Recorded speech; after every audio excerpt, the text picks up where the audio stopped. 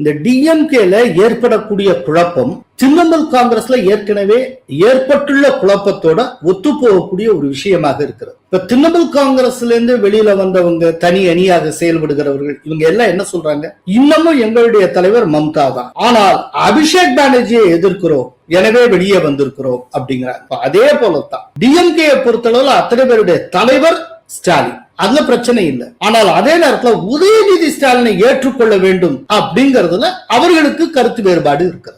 தனி அணி ஒன்று கனிமொழி தலைமையில் உருவாகக்கூடிய நாள் ரொம்ப தொலைவில் இல்லை. அதுக்கான சாத்தியங்கள் ரொம்ப தீவிரமாகி கொண்டே வருகின்றன. ரொம்ப விரைவில் அது வெடிக்கும். வெஸ்ட் பெங்கால் எலெக்ஷன் முடிஞ்சதுக்கு அப்புறம் வெஸ்ட் பெங்காலுடைய சட்டப்பேரவையில இப்படி ஒரு பிளவு ஏற்படும்.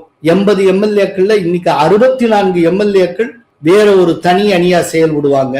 29 எம்பிக்கள்ல 20 பேரு தனியா வந்து ஒரு தனி கட்சியாக ஆக்கி கொண்டு என்டிஏவுக்குள்ள வருவாங்கன்னு யாராவது கற்பனை பண்ணி பார்த்தாங்களா? ஏதாவது ஒரு சிம்டம் தெரிஞ்சுதா? ஆனா இவ்வளவு பெரிய காரியம் செய்யணும்னா எத்தனை முன்னேற்பாடு நடந்திருக்கும். அமித்ஷா என்னென்ன சித்து பண்ணி இருக்கணும், எதாவது ஒத்தரால யூகிக்க முடிஞ்சுதா? யோசிச்சு பாருங்க.